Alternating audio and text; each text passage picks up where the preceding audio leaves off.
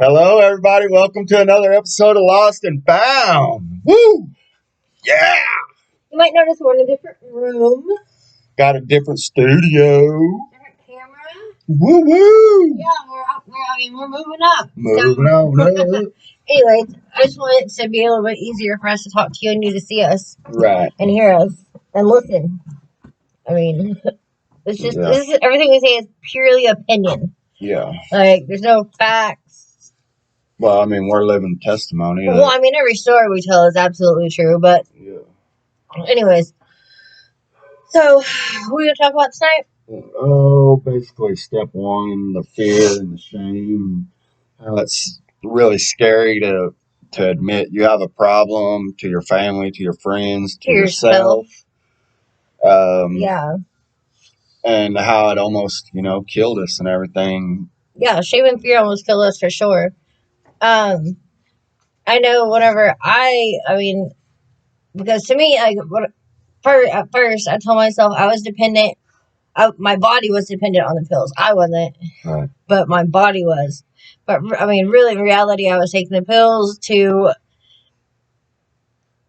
it made me forget about all the bullshit I was dealing with in my real life. Right. I wasn't happy in real life, and so these magical pills, like, cool. It made it better, right? Right.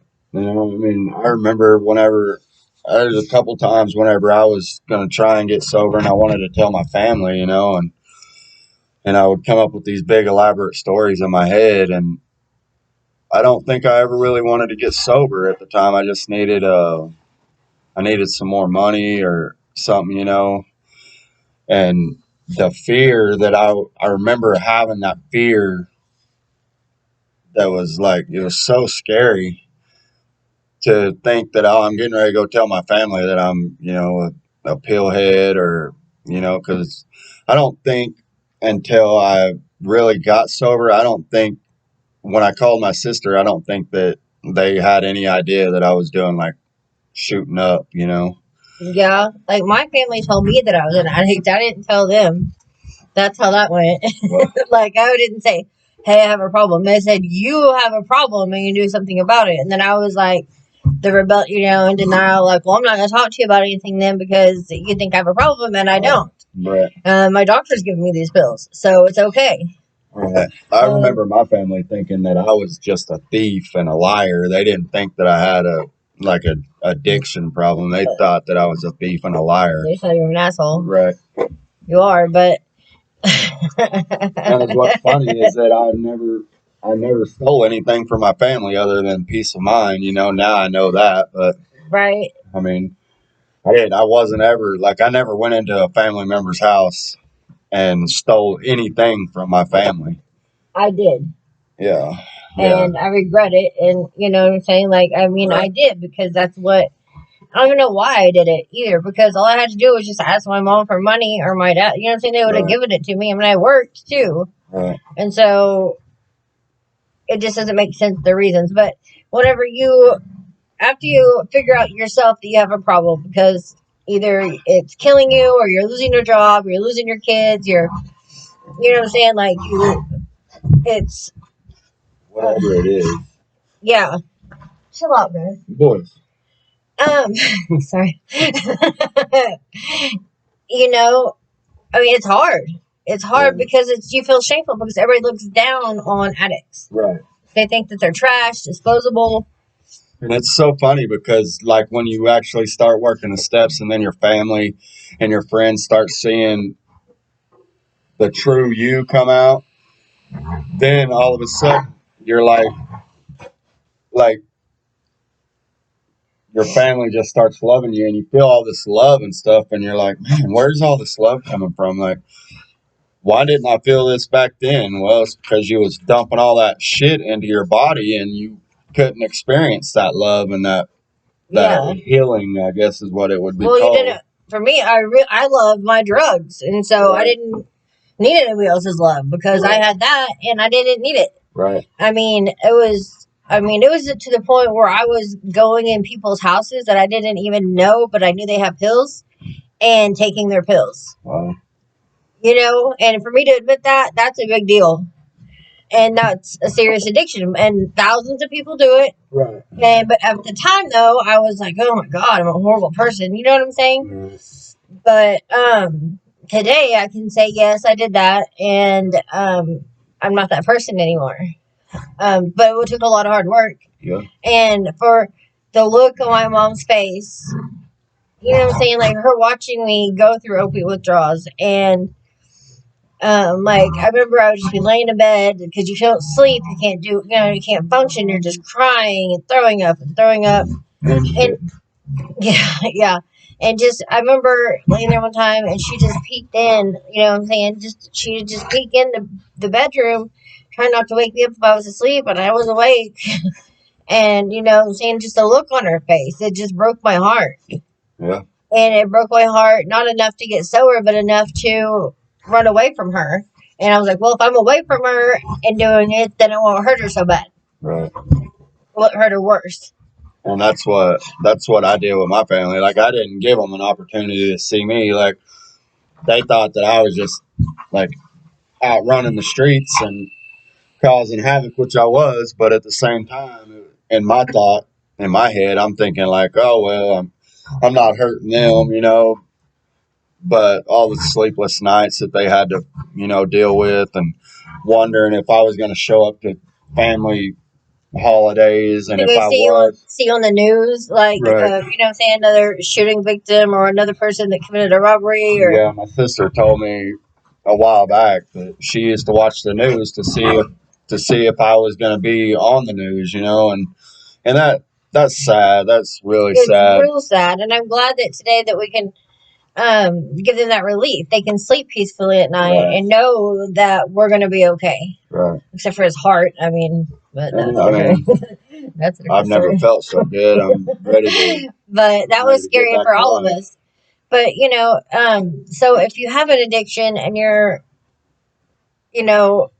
scared to tell somebody, tell somebody else first. Like maybe like your best friend. I mean, people are scared of being judged, Right. and rejected. What is happening to your dog? Boys. I'm sorry, they don't know how to act. They have no manners. So you just really basically you need to reach out to somebody. I mean, anybody, even if it's online, text somebody, you can message us. Right. Just let somebody know, and then start working the steps in order to get to the meeting, to get to TRC, to get You can do online meetings. There's online meetings just to get you comfortable with them, things like that. It's not, but as soon as you admit to yourself, and then you're like, okay, then you're terrified, right? Like, oh, I gotta hide this from everybody. So you do that for a few years, and then as soon as you tell somebody else, like for me, that lifted a huge weight off of me. I was like, okay, but it wasn't necessarily my family. I don't remember who I told first. No, my family told me first. But you know what I'm saying? Right. Like, even like I was at TRC and I was like, yes, I have a problem, and I don't know how to fix it. And so they help you fix it. And it's a hard work to fix it, but tell that first. You don't have to tell your family first. You don't have to go to a meeting on your own first. There's people that go with you. Call us. We'll go with you. Right.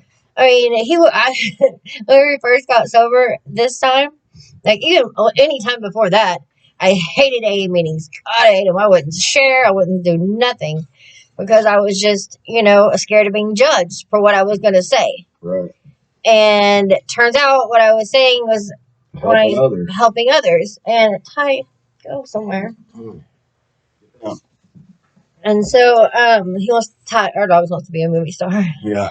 But we'll, what I'm saying, we'll video chat with you about it. Just, message us, hit us up. It doesn't matter what time of day it is. Because once you, what am I trying to say? Like once you get it out, it's a whole lot easier.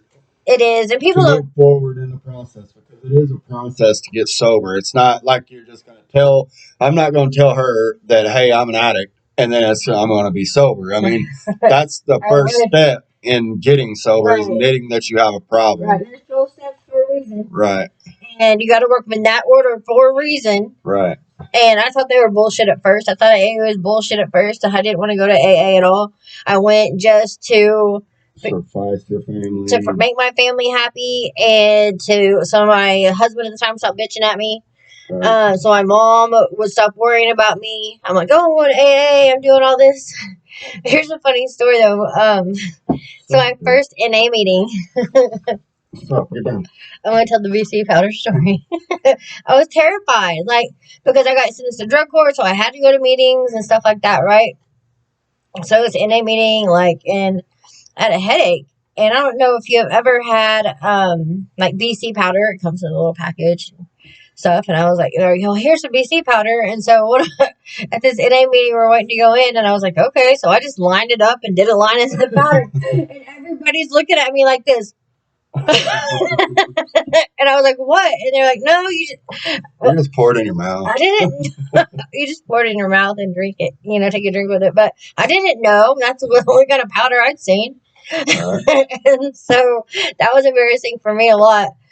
But there's really laid back meetings, and people are really cool about it. And then, so you got to go where you're comfortable. Right.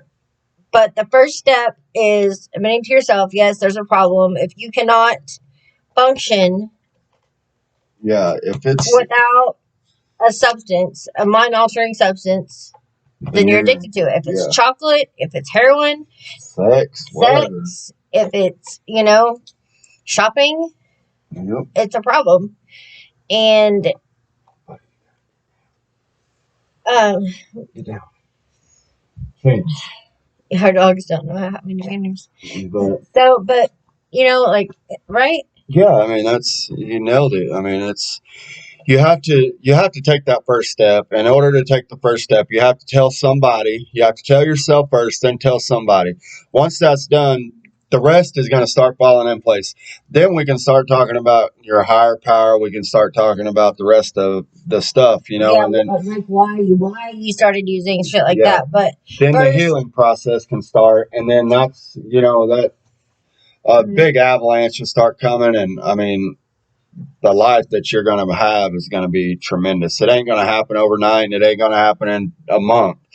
It's still happening for us. Right. We're not done. Every day something new happens. We're learning. Beautiful. So like just yesterday we were driving, and I see homeless people all the time, and it breaks my heart, and I'm like, I'm going to go back and pick up that person. Right. And he's like, no, the fuck you are. Because they know, but maybe they don't know. You know what I'm saying? That you can get help for free. It doesn't cost a whole bunch of money to get help. Right. I mean, meetings are free. You can go to there's a detox TRC here, and that's free, isn't it? I mean, your insurance, they want you to have insurance, but I mean, they want you to have insurance and stuff. You can get in there. If you're dying and you want it bad enough, they'll let you in there and they'll make a bed for you. On a waiting, you might have a waiting list for a day or two or whatever, but I mean, reach out to somebody that you know is an addict. And the internet's an amazing thing today. Yeah. When I got sober, the first time I pretended like I was trying to get sober. Right. It was like 10 years ago. I don't know how long ago it was, a long time. But I didn't know about all that stuff. Right. And that it was, TRC. You could go there and they will get you into a rehab and they'll get you into sober living. They'll do what you could afford. There's people there that help you that. There are state-ran, rehab facilities and stuff. And there's also high-priced rehab facilities, and they both, they all do the same thing. I mean, it really all depends on you. I mean, if you want to get sober, that's where it's going to matter. It doesn't matter if it costs you $40,000 or you go for it for free. Do you want to get sober? That's the question.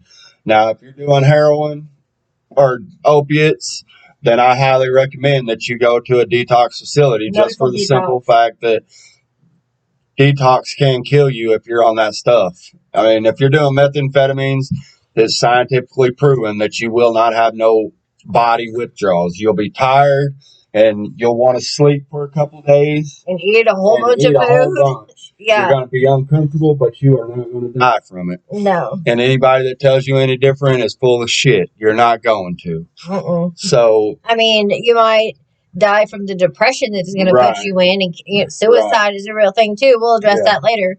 Yeah. But just reach out, because there's so many people out there just, I mean, with hiding their addiction, and I don't want you to die. Yeah, it's not worth it. We've lost so many friends and everything else just because they were trying to hide their addiction from whoever. Right. And it's, if somebody's gonna treat you different and look down upon you because you're an addict, fuck them. Right. I got family members that are so they won't even talk to me because they're still living that life, and they clearly see how much better that we're doing. And it's shame. That's all it is. They feel shame, and they don't have to feel that way, because all I want to do is I want to get them help. Right. And of course, they're not ready for that yet. So if they're not ready, then the only thing they're going to do is just stay away. Or they're going to they're just going to come around and use you and and all that Which stuff. They don't come around, because I know the signs, and I'm not going to let you manipulate me or use me into getting stuff. Just stay away if that's the case, and that's what hurts, because now I see what I put my family through, like I got, family out there that's still using, and it's sad because I know the sleepless nights that they have, I know the worry that they have because they don't know, God forbid that, one of us could die overnight, it's a very real deal. And then that person that's out there, they haven't talked to me in a couple years or whatever. And now they got to live with that shame. So they'll just keep using and using and using, when it's all they had to do was reach out. That's the biggest thing, is reaching out. You want help. Like I called a whole bunch of people whenever we tried to get sober this time. And I finally got into that co-ed sober house, and we was happy and everything. For a week. Yeah, and Steve, I called him and I was like, I want you to be my sponsor. I need help. And we made a deal. He came over, and he doesn't fuck around either. He's like, if you're going to waste my time, then go on. He was like, do you want to be sober this time? Or are you doing it just because you don't have anywhere else to live? Right. And today, that man is, I love him. He loves me, and he loves Brandy. We created a family that, and I'm forever grateful to that. And there's hundreds and thousands of people out there like him, or like us, that just want to help people. Like if you want to get sober and you need to detox or whatever, I will sit right next to you on my couch while you throw up and do whatever you got to do, to get that out of your system, and then we'll get you into it until you can get into the detox. Until you can do that, we'll do whatever you can, but you're not gonna use us. We know the signs. We know how to manipulate. And master manipulators right here. I got a brother that's doing damn good right now down in Austin, and you can ask him. He came to my house. He tried to play the games with me and everything. And we got into it, and I ran his ass right out of my house. And eventually it stuck. He had to get put in the hospital, But he knew we did it because we loved him. Like, I'm not going to sit here and watch you die. Right. And you're not going to die in my house because you want to keep playing games. Yeah. And now the dude's doing great. I couldn't be more proud of him. And he's doing awesome down there. And there's testimonies like that all over the world. I'm friends with hundreds of people on Facebook that are in the sober community, and it's so grateful, and it's a blessing to see how many people come from the gutter and have created a life for themselves. Amazing lives. That are, and every day something happens where it's just beautiful. Like, wow. We're showing up at court every single month. You know what I'm saying? Like, we're going in, we got a good attorney, and we ain't got nothing to be scared of. We walk in, okay, next month we'll be back. We'll be back. And whatever you sentence us to, we're about to do it. Yeah. Because that's how we're gonna live, Because we got to take care of all that stuff. It seems overwhelming that you have so much bad stuff. Like, I've done all this bad stuff. There's no going back. There is. Right. You can go back. And I know that my mom could be more proud of us right now because she's seen us at our very, very worst. Right. And my stepdad is very proud. Even my dad. And my dad and my stepmom are talking to me now. Right. And they love it. You know what I'm saying? They talk to us. We go eat. My stepmom came by the house. Right. Things like that. So, like, the last thing on my list is my son. Right. And it'll happen. It'll happen because eventually everybody will see that that's not who we are anymore. So, but just reach out. That's all we want to say in this video is just reach out. Don't be scared or feel shamed or like people are going to think bad of you because you're an addict or because you do this or that. If they do, that's their own problem. That's on them. And it'll come full circle.